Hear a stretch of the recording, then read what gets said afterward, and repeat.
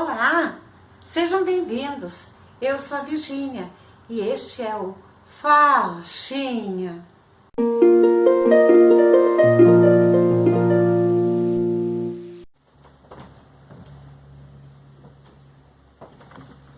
Vamos continuar então com a parte 7?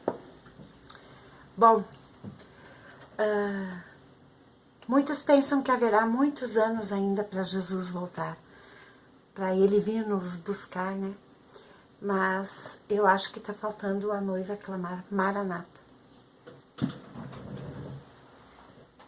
Isso aqui eu fiz representando nós, o corpo de Cristo, que somos considerados a noiva de Cristo, né? Ele é o alfa, o ômega. E eu creio que realmente está faltando a pessoa, a noiva, clamar mais para a volta de Cristo. Bom, eu quero explicar um pouquinho do meu ponto de vista. Coloquei um casaco, um chá, porque continua frio no Rio Grande do Sul. Para começar, o homem da antiguidade, ele vivia quase 1000 anos, né? E por causa do pecado, que eu já falei, Deus mudou para 120. Na época de Jesus, já era raro alguém viver até 120 anos. Imagina agora, com poluição, conservantes, do jeito que anda, né? Agora essa epidemia, né? Outra coisa, antes de Jesus, já havia profecias, por exemplo, lá em Isaías 65:20, que falava que Deus vai restaurar a saúde do homem e que a sua idade, os jovens vão morrer com 100 anos, né? As pessoas não vão morrer jovens. E isso acontecerá na época do milênio. E ele ainda vai surgir, né? Então, pensando assim, desde que Israel surgiu, se tornou nação, né? Em 1948, a gente já está vivendo esta geração que Jesus falou que ia ver essas coisas todas, né? E não dá para afirmar a data, a volta de Cristo, que será exatamente entre os 70 e 80 anos, pode ser um pouquinho antes, um pouquinho depois, mas eu creio, a volta, né? E porque já passou 72 anos dessa profecia. E daí você me pergunta, mas como fica aquele lance de Deus, que para Deus um dia é como 1000 anos, né? Bom, Deus é soberano, Ele que sabe, né? Mas para isso há uma outra explicação que eu concordo. Eu olhei um vídeo e Gênesis 2, 1 e 2 fala que Deus trabalhou 6 dias, né? E no 7º descansou. E o rapaz do vídeo, ele comenta que, e não só ele, mais pessoas creem que já estamos vivendo o fim dos 6.000 anos aqui na Terra, desde que Deus fez ela com forma. Então faltaria somente mais os 1000 anos do milênio. Tem profecias no Antigo Testamento, principalmente no livro de Daniel, e se analisarmos o que Jesus falou, os profetas e apóstolos dele, tudo está acontecendo para concluir essa profecia. Eu penso, pelo menos. E tem os lances das 70 semanas de Daniel. Essas 70 semanas de Daniel tem um estudo bem longo, muito interessante. Por que usar Daniel? Porque tudo que ele profetizou aconteceu, só faltando, as 69 semanas já aconteceram, só faltando a última semana, e ele profetizou o nascimento de Cristo, a morte de Cristo, e eu creio que, então, só falta mais essa última semana, né? Essa última semana profética, que é os 7 anos do Apocalipse. Então, 70 semanas, cada semana são 7 anos, né? Você também já ouviu falar de um tratado de paz?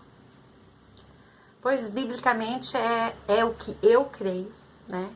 Que precisa acontecer para essa profecia de 7 anos se inicia, para Apocalipse se iniciar. Outro sinal é que primeiro virá a apostasia. E a nível mundial, e o que é isso? É as pessoas se apostatar, deixar a fé de lado, né? Abandonar a fé. verdadeira, conforme 2 Tessalonicenses 2:3a diz isso. O livro de 2 Tessalonicenses 2 fala muito sobre o anticristo. É bom você ler ele todo, né? Então, quem é o anticristo, né? Eu acho que antes do arrebatamento nós ainda conheceremos ele. Já vieram muitos falsos cristos no mundo, né? Mas vai vir um anticristo que é um líder mundial. Ele é, digamos, o pai dos anticristos, né?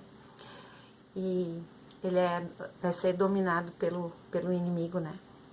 Isso fala em 2 Tessalonicenses 2:3b. Bem, todo o 2 Tessalonicenses 2 e o 1 Tessalonicenses 5:3 também fala sobre esse líder. E eu entendo que ele vai se revelar através de um tratado de paz com Israel.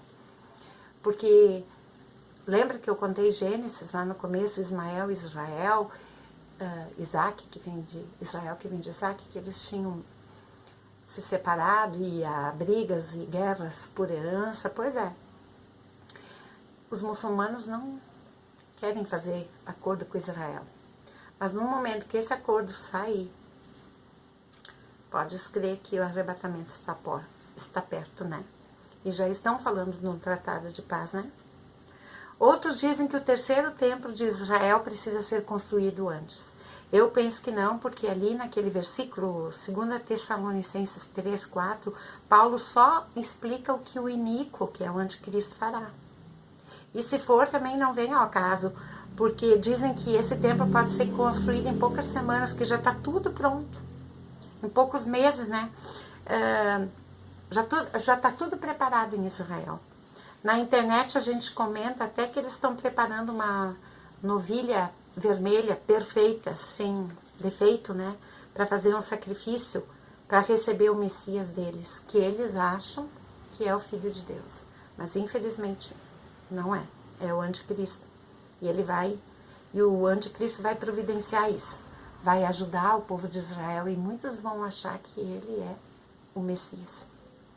Infelizmente, né? E também eles falam até das vestes, coroa do anticristo, está tudo pronto. Candelabros, né? Então, está sendo enganado. Israel está sendo enganado e ainda porque eles ainda vivem debaixo da lei, né? E eles querem fazer esse sacrifício porque nunca mais fizeram. Então, eu creio que no momento que será anunciado esse líder mundial, um pouco antes ou depois seremos arrebatados.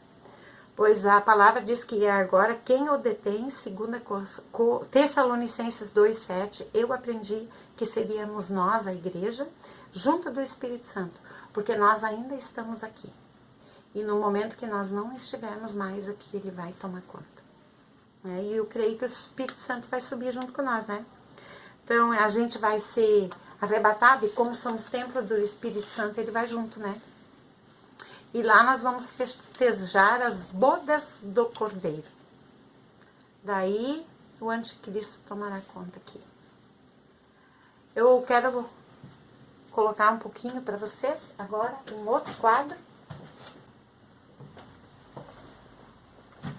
Esse quadro representa as bodas do Cordeiro. Isso aí, simplesinho. Essa pintura se chama primitivismo, mais ou menos isso, né? Parece pintura de criança, né? Mas é uma arte diferente, né? Bom, primeiro o anticristo vai ser o bonzinho da história, resolvendo as situações catastróficas do mundo por causa do arrebatamento. Pode haver até uma terceira guerra mundial antes. Falam de Gog e Magog, mas isso eu creio que será só no fim. Agora pode haver uma guerra assim, né? Porque o anticristo ele será um herói político e financeiro também, né? Você por um acaso olhou a novela Apocalipse? Agora ela está passando pela segunda vez. Será mais ou menos assim. Este anticristo imitará Jesus em tudo e conseguirá adeptos, né? 2 Tessalonicenses 2:9 diz: ora, o aparecimento do iníquo é segundo a eficácia de Satanás, com todo o poder e sinais e prodígios da mentira, Parece loucura tudo isso, mas é bíblico, né? Você precisa ler a palavra, tudo se encontra ali. E também vou fazer propaganda do meu livro, né? Lá explico melhor o que eu estou trazendo nesses vídeos, né?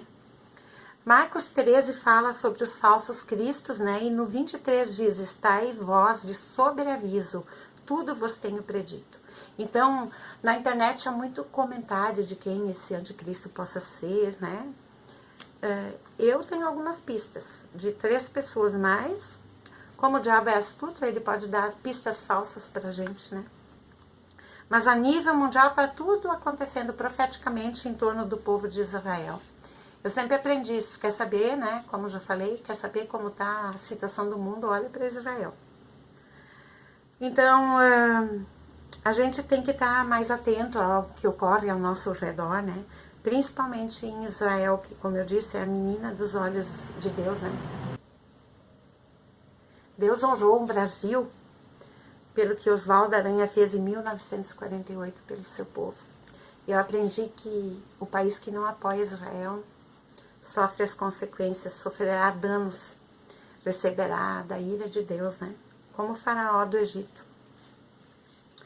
Bem, por causa disso, até poderá surgir, então, uma guerra contra Israel antes da profecia, da profetizada em Armagedon, né? Agora, Apocalipse 16:16. Agora, se for contra Israel, Deus se levantará. Fala em Salmo 83, Isaías 17, Jeremias 49, e ai daqueles que foram contra o povo de Israel, né? Porque mesmo que eles não aceitaram Jesus, Deus ama este povo. Então eu falei que o tempo da graça iria passar e nós cristãos entendemos que a última semana do Apocalipse, então, que Daniel profetizou, será terrível, seguida de uma grande tribulação. E por causa disso, há cristãos preocupados, pensando que a igreja passará por essa grande tribulação. Eu, sinceramente, não tenho como afirmar. Deus é o soberano e faz o que Ele quer, né? Mas, entretanto, eu penso que Ele nunca vai contra a palavra dEle. Nunca irá contra a palavra dEle. Se nós cristãos passarmos, eu tenho certeza que a gente vai passar por perseguição, mas não creio que pela grande tribulação. Isso que nos 3 primeiros anos e meio será uma falsa paz, né? Entendo que também Jesus se sacrificou para nós não passarmos por isso. Mateus 24:22 diz, somos sua noiva, como dizia ele, como eu fiz no quadro, né? E que ele tanto ama. Então é certo que nunca irá deixar-nos passar pela grande tribulação, né?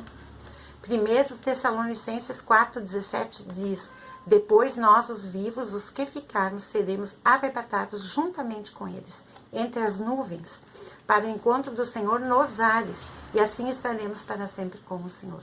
Foi o que eu li ontem, né? Então pense comigo ali, fala que a gente vai ser arrebatado.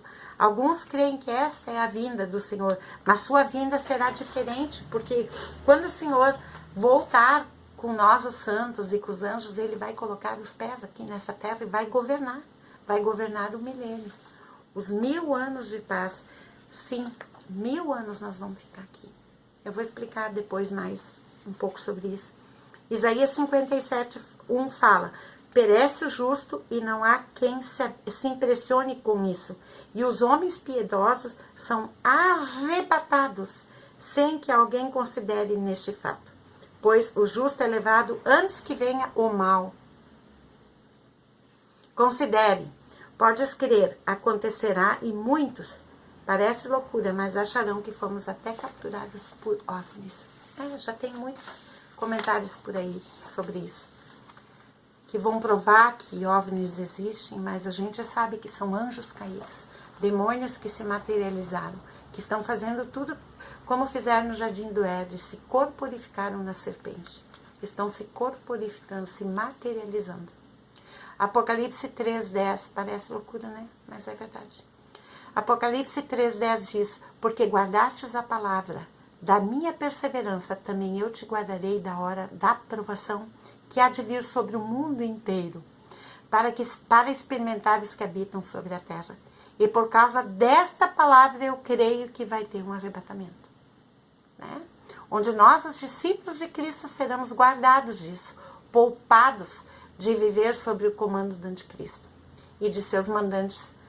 Porque eu creio que nosso Senhor não ia permitir que Satanás tomasse conta dos seus. Ele ama a noiva. E ele não ia deixar a noiva passar por isso. Eu vou falar mais sobre isso, tá? Se você não pensa assim, mas tem uma vida com Cristo, não vai afetar a tua salvação. Quem não acredita no arrebatamento não vai no inferno por causa disso. Mas é uma preocupação a menos que as pessoas podem ter crendo nesse livramento, né? Então tá. Até uma próxima. Joinha, te inscreve e compartilha. Até o parte 8 de Apocalipse. Deus te abençoe.